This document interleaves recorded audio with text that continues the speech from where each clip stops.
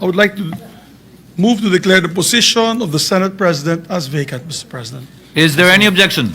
Hearing none, the motion is approved. I have the honor of nominating Senator Vicente C. Sotto III as Senate President. Is there any objection? Hearing none, the motion is hereby approved. There being no other nominees for the position, Senator Vicente Sotto, the only nominee for the position of the Senate President. Much, Mr. President. Mr. President, I would like to move to declare the position of the Senate President as vacant, Mr. President. Is there any objection? Hearing none, the motion is approved.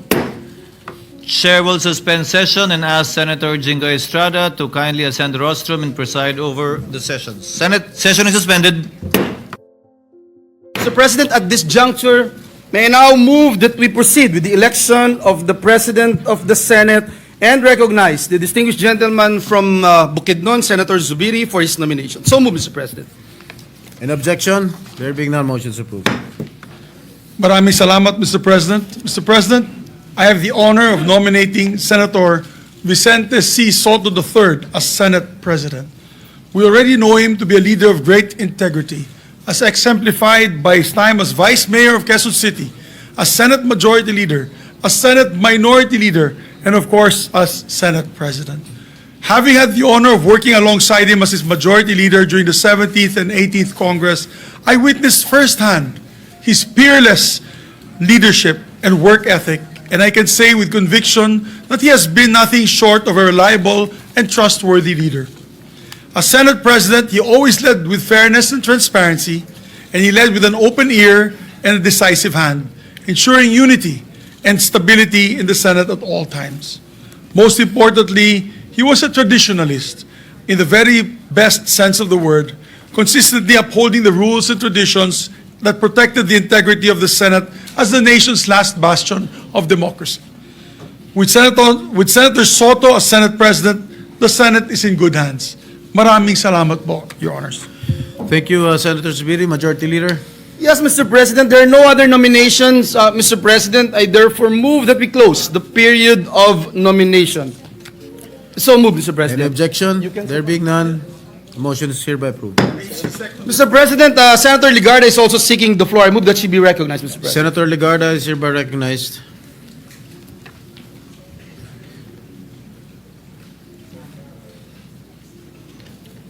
Thank you, Mr. President. Distinguished colleagues, the Filipino people have always looked to the Senate as a pillar of our democracy. In times of profound challenges, when our citizens yearn for clarity and wisdom, they expect us to steady the ship and steer it with a clear compass towards safer shores.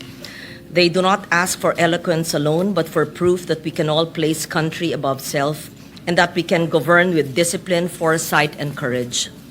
Discipline to resist the distractions of partisanship and to keep public service anchored in principle. Foresight to craft laws that anticipate the future rather than merely react to crisis. And the courage to take the difficult but necessary decisions that secure the long-term welfare of our people, even when they come at significant political cost. Let me emphasize, leadership in this chamber is never a solitary duty. It is a shared guardianship of a trust that belongs to the Filipino people. The Senate at its finest when debate sharpens judgment and unity springs from conviction. This, I believe, is what Senator Vicente Tito Sotto III embodies and why I rise in support of his nomination as Senate President. During my first term long ago, I served as Majority Leader while he was Minority Leader. I witnessed his respect for balance and fairness, ensuring that this chamber remained a forum of reason and accountability. Later, as chair of the Committee on Finance under his Senate presidency, I saw his firm hand in guiding our work, listening to every voice, building consensus, reminding us constantly that governance must yield tangible results for the people. These are qualities tested by time and proven by service. Senator Tito Sotto commands respect through fairness, humility, and his ability to unite diverse voices. For these reasons, I second the nomination of Senator Vicente Sotto III as Senate President. Thank you, Senator Legarda. Mr. President, move for the previous motion, there being no other nomination. So move, Mr. President. It has been moved by the Majority Leader and seconded by Senator Lauren Legarda that the nomination be closed. Is there any objection? Hearing none, the motion is hereby approved. There being no other nominees for the position, Senator Vicente Sotto, the only nominee for the position of the Senate President, is hereby declared as the newly elected President of the Senate. Mr. President, may I move that we suspend the session to allow the newly elected Senate President to take his oath, Mr. President. Session is hereby suspended.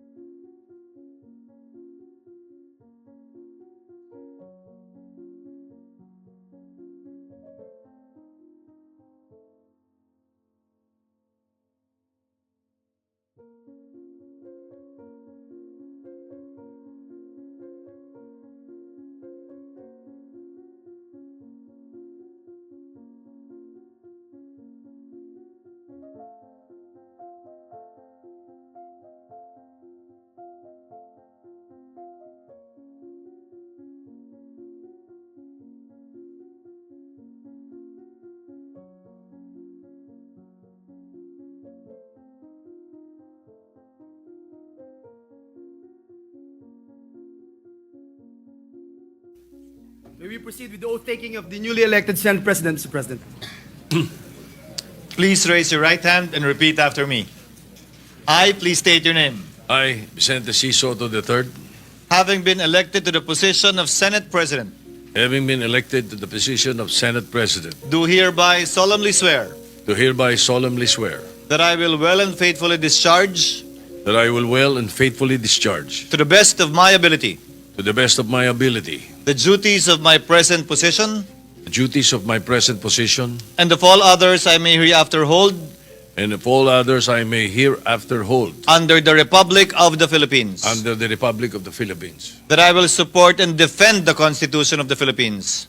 that I will support and defend the Constitution of the Philippines, That I will obey the laws, that I will obey the laws, legal orders, legal orders, and decrees promulgated by the duly constituted authorities, and decrees promulgated by the duly constituted authorities, and maintain true faith and allegiance and maintain true faith and allegiance to the Republic of the Philippines. to the Republic of the Philippines, And that I impose this obligation upon myself voluntarily, and that I impose this obligation upon myself voluntarily, without mental reservation without mental reservation or purpose of evasion. or purpose of evasion. So help me God. So help me God. Congratulations, citizen.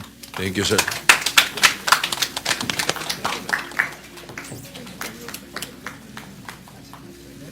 I ask for a minute suspension, Mr. President. Session is suspended.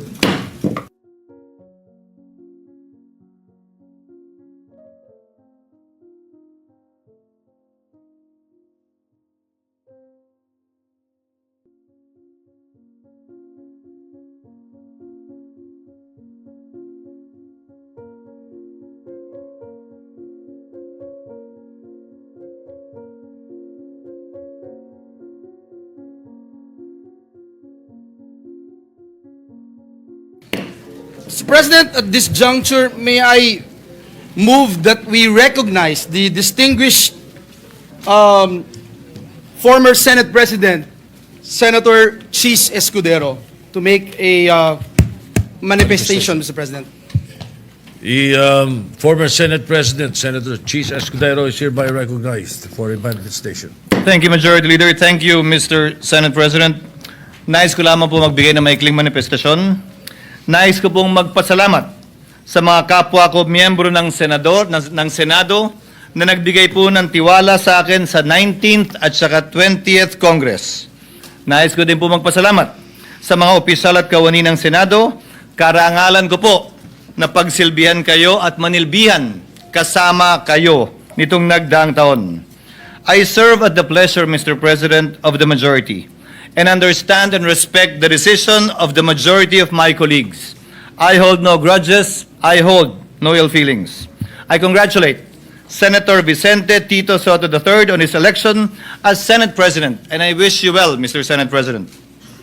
Nandito lamang po ako bilang ordinaryong miyembro para pagsilbihan at paglingkuran kayo sa anumang kapasidad na pwede at kaya ko bilang bahagi ng Senadong ito. During my tenure, Mr. President, the Senate did not shy away from confronting the difficult questions facing our nation. We passed a record number of laws that helped uplift the lives of our countrymen. We conducted hearings that unearthed corruption on a scale rarely seen before, and in doing so, we remind the public that accountability is not a mere empty rhetoric, but a duty that we must uphold. Maski na paano, sa ilalim po ng aking panunungkulan at sa pangunguna ni Congressman Rodante Marcoleta, may ilang bagay po tayong nakamit at nagawa. Nakapagsalita na ng bombo kaninang umaga si Congressman Toby Chanco at nabanggit lahat ng nais niyang sabihing hindi nasabi sa kabilang kamera. Nasabi na rin po, Ginoong Pangulo, ang the name that cannot be mentioned, ang pangalan ni Speaker Martin Romualdez at Congressman Zaldico sa pamamagitan ng paghihiring kanina pong hapon. And as a final act earlier, Mr. President, I signed upon the request of Congressman Marcoleta the contempt order of Assistant District Engineer Bryce Hernandez, putting him under detention already here in the Senate. Mr. President, I am proud of what the Senate has accomplished together, and I trust that the spirit of transparency and courage that have been displayed by this chamber will be sustained. Sana po, mapagpatuloy natin to. Let justice and the rule of law be done and followed, though the heavens may fall. Thank you again, Mr. President, and please accept once again my warmest congratulations. Congratulations, Mr. Senate President. Thank you very much, and we thank the distinguished former Senate President, Senator Chiz for his magnanimity and the work that he has, the service that he has given the Senate and the Filipino people. Thank you, Mr. Senator.